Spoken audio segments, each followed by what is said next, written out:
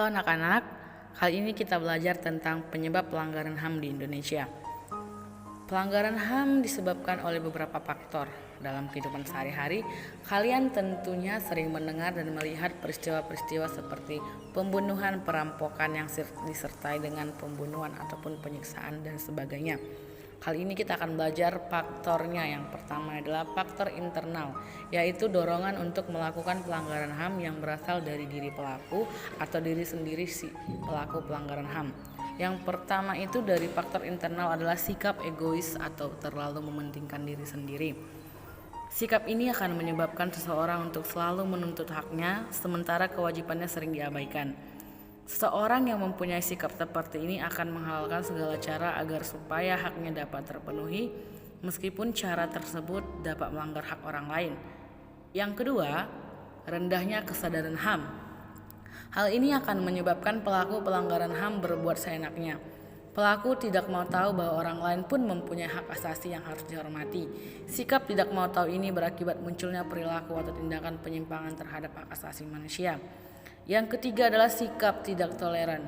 Sikap ini akan menyebabkan munculnya saling tidak menghargai dan tidak menghormati atas kedudukan atau keberadaan orang lain.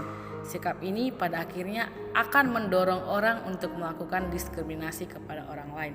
Jadi, faktor internal dari pelanggaran HAM itu ada 3. Yang pertama tadi, sikap egois atau terlalu mementingkan diri sendiri. Sedangkan yang kedua, rendahnya kesadaran HAM. Dan yang ketiga, sikap tidak toleran.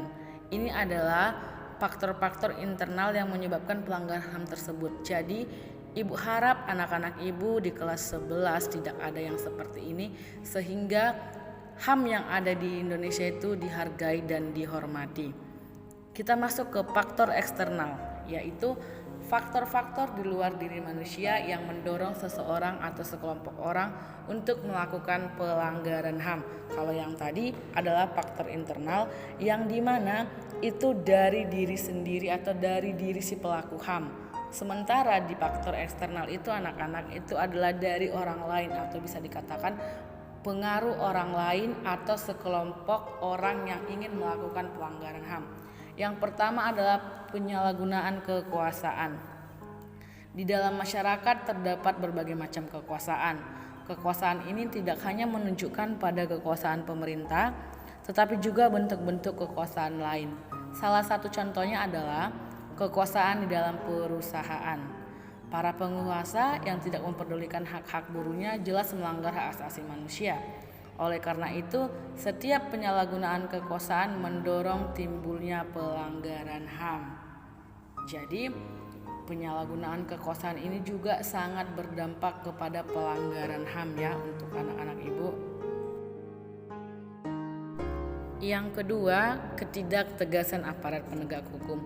Seringkali kita temukan bahwa banyak yang mengatakan bahwa penegak hukum itu tidak adil, yang dimana banyak pelanggaran HAM namun tidak dihukum secara adil seperti itu. Jadi, aparat penegak hukum yang tidak bertindak tegas terhadap setiap pelanggaran HAM tentu saja akan mendorong timbulnya pelanggaran HAM lainnya.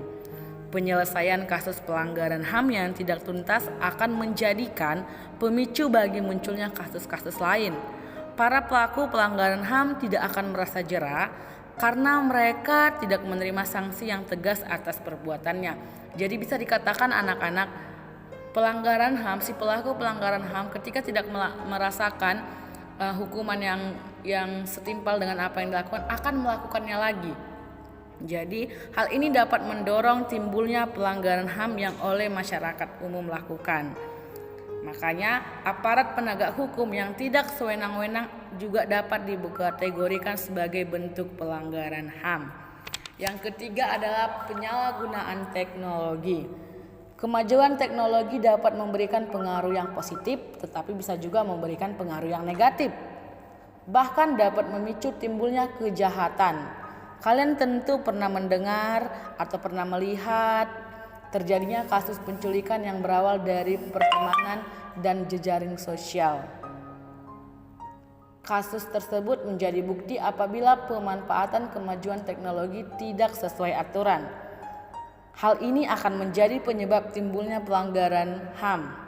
Selain itu, kemajuan teknologi dalam bidang produksi ternyata dapat menimbulkan dampak negatif.